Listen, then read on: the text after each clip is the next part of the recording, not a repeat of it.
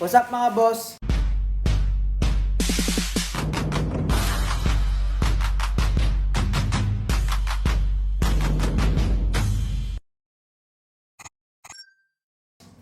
So medyo matagal tayo hindi nakapag-vlog kasi na-homesick tayo.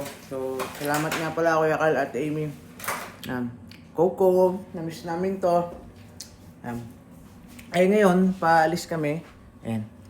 Pupunta kami dun sa lilipatan namin bahay. So, aalis na kami dito sa end of month ng September. 2 weeks na lang kami dito. Pupuntahan namin para mag-fill up ng contract. Sama namin si Diana at saka si Darwin. Nantay lang namin, susunduin kami. Medyo matagal tayo hindi nakapag-vlog kasi na-homesick tayo. So, hirap pala. Bigla ko lang naramdaman para akong sasabog.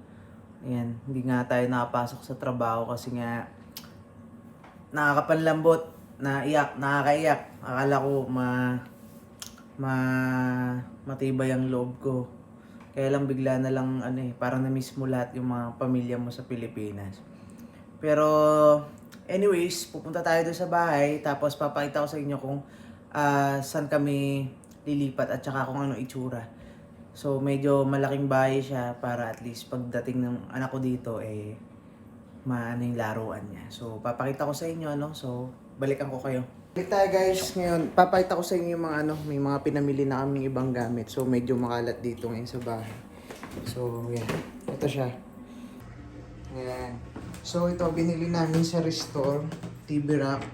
So hati-hati kami dito. Tapos ito yan, napanalunan to ni Diana. Barbecue grill sa pang backyard namin. Tapos yung table nila, parang night table. Tapos ito yung table namin dito is dadali namin yan, ilalagay namin to sa gazebo. Tapos ito center table. Medyo makalat guys. Tapos yan mga balikbayan boxes. Para dito namin ilalagay yung mga gamit namin para madali maghakot. Ayan, bigas, bike. So inaantay na lang namin sila dumating para pumunta na kami dun sa lilipatan namin. So balikan ko kayo guys pag nandun na agad. So mga boss, stay tuned! Yan, so dito na kami sa lilipatan namin So simula dito yan hanggang dito. Yan, ayun yung titirahan namin bago. Yan, ito yung sasakyan nila. Sasakyan ni Diana. Yan sila. Yan yung kasama namin sa bahay, mga kaibigan namin. So may backyard siya, tapos dito pwede kami mag-park. So medyo makalat pa kasi nililinis pa nung may ating bahay. Big paint job. Dito, You guys are getting a new door. pagpasok mo. Okay, so there's going to be a scan code Hi, for it. Sharon. So it's going to be a scan code, but it's going to be a security one. Okay. So that anytime anybody buzzes it, you can see them, you can talk to them, and you can even hear them. Okay? It's just Cool. convenient, right? Cool. So That's cool. I just got to bring it home and charge it. That's all I got to do. So, Yeah, show them around. I'm gonna take a video. so this one yan. Papalitan daw tong kulay na to. So ito pwedeng kwarto pero gagawin namin siyang dining table. Parang kainan namin. O Ito sofa. yung nandito yung isang CR. Ito para halimbawa nakokontrol namin yung aircon. Bawa may gusto kaming area ang palamigin. Yan lang ba? Galing kami trabaho. Palalamigin yung kwarto. Ayan. Dito namin lalagay yung sofa.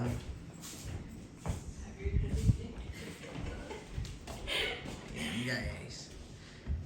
So malawak yung takbuhan ni Tyler. Marami siyang wawasakin dito. So ito pala yung kitchen namin. Yan, ito kitchen, stove namin, oven, tapos may kami, dishwasher. Hindi namin maghugas ng pinggan. Automatic. Ayan, tapos cabinet. Tapos dito, papuntang basement. So may basement pa kami. Mamaya pakita ko sa inyo. Ay, hi naman kayo, hi. Hi kayo. Hi kayo sa vlog. Hello, boss. Ito yung Other entrance ng bahay. Can you go upstairs, Mom? Yeah, absolutely. Go ahead, go look around, and like I said, Darwin hasn't seen it yet, so show him everything. Ayan. Thank you. No problem. I just gotta do a little bit of touch up. So, Bakit tayo lalagyan na ng mga pagkain natin? Oh. Meron din sa... Yun, girl, yung binuksan ko. Taray nagda namin nakakarpet kaya hindi maingay. Ito yung master bedroom. Kaya lang, sayang tong kwarto kasi biglang dito nakalagay yung labahan, yung washer dryer. So, inisip na lang namin is i-open up to. Tapos, study room na lang to. Maglalagay ng mga study table, saka mga computer. Ayan. So, dito, naman yung kwarto. Ito yung magiging kwarto namin. Hindi ko sure kung dito nga kami. Ayan. Kwarto. Ito yung malaki. Tabi nga pala tayo. Oo, tapos meron may washer dryer dun. Tapos ito yung isang kwarto. So inayos pa kasi nga pipinturahan to bukas. Para paglipat namin parang bago ulit siya. So ito yung CR namin sa taas, may bathtub. Tapos CR. Tapos may CR din sa loob.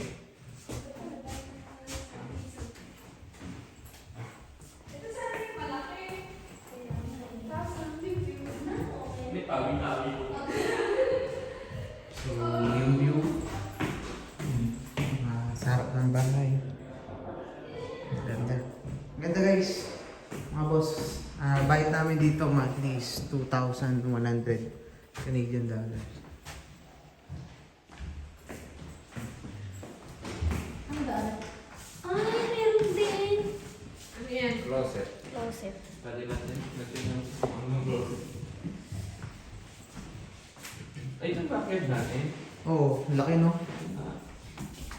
So yan, yung backyard. Mamaya baba tayo dyan mga boss. Sige, mamaya. Mamaya ka dyan. Tara.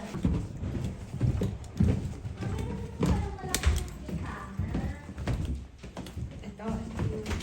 Favorite isa. Mas maganda ito. Ganda talaga ng kortina. Mataas yung rep natin. So, dito yung basement namin guys. Pwede kami magtambak na dito. Lawak din.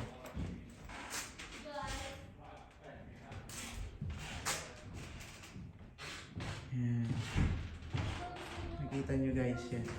Yung mga cabinet, pwedeng dito namin lagay yung winter time, mga gulong namin.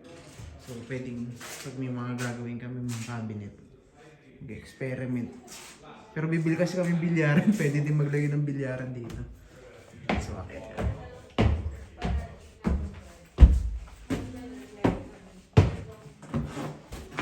Ito yung backyard namin. Kasi ano daw, medyo So, ayusin pa rusty yan. daw, pero Ayan. nakakasakay. Ito yung gazebo yan. Okay Dyan. pa daw, pero Parang maglalagay kami ng parang tent dyan. Check natin. Lalagyan daw ng bakod. Tapos, pwede kami mag-barbecue.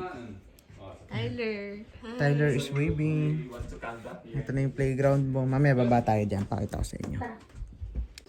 Ayan, binuksan. So, balak namin pag summer is bibili kami ng inflatable swimming pool. Ayan, to storage. Ayan, pantabas. Ano ba Uy. Baka pwede iwan na yung swimming pool dito. Hindi ko kunin daw yun. Okay. Ano lang iwan. May raketa, pwede pa lang badminton dito. Kukunin na nga yan.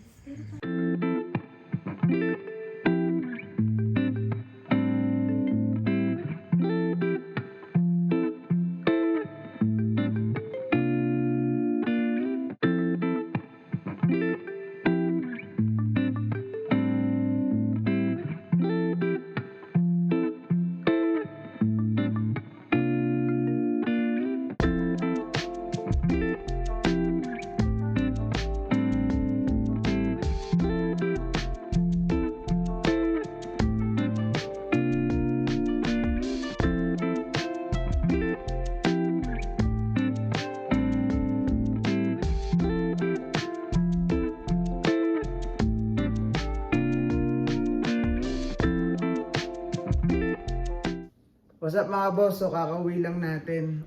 Galing tayo kay Ate Amy. Kasi pagkatapos namin mag-fill up dun sa bahay, dumiretso kami kina Ate Amy tsaka kina Kuya Carl, nag-samgyup kami. Maraming salamat Kuya Carl at Amy. So balik tayo dun sa bahay. So dito kasi bago namin nakuha yung bahay, yung ganong kalaking bahay is ano siya, hindi katulad sa atin sa Pinas na pagka gusto mong tumira, ganyan, is magbabayad ka lang ng 1 month deposit, 1 month advance. So dito, hindi ganon. So may mga ibang candidates, hindi sila basta pagka-inquire mo, okay, maganda to, sa inyo na yon. Hindi, dito may mga kalabang ka kasi i-check pa nila yung yung background mo. So kukuha sila ng reference, tatawagan nila yung previous landlord mo, tapos yung COE mo, titignan nila kasi check nila, tatawagan nila yon kung halimbawa is yung mga manager mo sa trabaho, tapos check nila kung may kakayanan ka ba magbayad ng ganong halaga sa isang buwan, check nila yon. So COE, tapos yun nga, background check, tapos yung rent namin is babayad kami doon ng 2,100 CAD, so nasa mga 80,000 mahigit yun kung i-convert sa peso sa Pilipinas. So ayun, sa mga hindi nakakaalam dito sa Canada na hindi ganun kadaling maghanap ng apartment, kaya kung maganda, humanap na kayo ng maayos kasi mahirap ng palipat-lipat. Tulad namin ngayon, dahil nagmadali kami kasi nga bago pa lang kami, medyo malungkot kasi na kami lang dalawa. Kahit sabi mo magkasama kaming dalawa dito sa bahay at kami lang nandito, medyo malungkot. Iba pa rin pag may kasama ka. Pero syempre, pipiliin nyo din yung mga kasama nyo, no? Kasi mahirap naman yung may kasama nga kayo sa bahay tapos hindi nyo pa kasundo. So, piliin nyo yung tipong same kayo ng ugali para magkasundo kayo. Tapos, alam nyo naman, makikilatis nyo naman. So, hindi ko naman sinasabi ito, kumbaga, yun lang din yung iniwasan namin, kaya nagsolo muna kami. Tapos yun, kagandahan niya is may nakilala kaming same na same. Tsaka kagandahan nun, ang small world kasi yung best friend ni Mama, pamangkin niya si Kuya Darwin. So parang medyo kasi taga Batangas si Darwin, tapos si Cavite. Tapos si Diana naman, nag-work siya dati sa IDOB. Hindi ko sure pero napunta din siya sa FBIP, Santo Tomaso. Basta, mababayat makwela para masayang kasama, kaya na-excite na kaming umalis. So 2 weeks na lang lilipat na kami, tapos yun doon na magbablog. Malaki na din yung nakuha namin bahay doon, may playground. So Tyler, iniantay ka na ng playground mo doon. Di namin yun pinatanggal kasi gawa mo malapit ka na din namin kunin. Nagpaplano na kami, budget na lang ang kulang kasi dami pang binabayaran. Nag-iipon din pambiling ng 4 wheels. Bali, kung anong may mga tanong kayo, mag-comment lang kayo, tapos para masagot ko, matulungan kayo sa mga nagbabalak pupunta dito, sasabihin ko naman sa inyo kung ano yung nagiging experience namin. Pero sa ngayon kasi homesick pa talaga, lalo na ako. Iba kasi ako pag ng emosyon. So parang hindi ako makagalaw, parang tamad na tamad ako kumilos. Dumadating nga sa point na hindi ako napasok kasi nga mahirap magtrabaho. Sabihin ko, pick 1, pick 2, tapos hindi ako maririnig ng robot. Nakakabaliw, nakaka-stress, tapos ang bibigat mong binubuhat. Ang sakit din sa likod. Kaya lang hindi namang pwedeng mag-inarte ako kasi alipin kami ng dolyar dito. Pagka dumating yung sahod, sabi mo, sarap sa feeling, yung laki ng sahod. Parang gano'n. Yun lang. So, kita-kits tayo sa next vlog natin. So, stay tuned lang kayo. Huwag niyo kalimutan like, share, and subscribe. Maraming salamat. Bye-bye!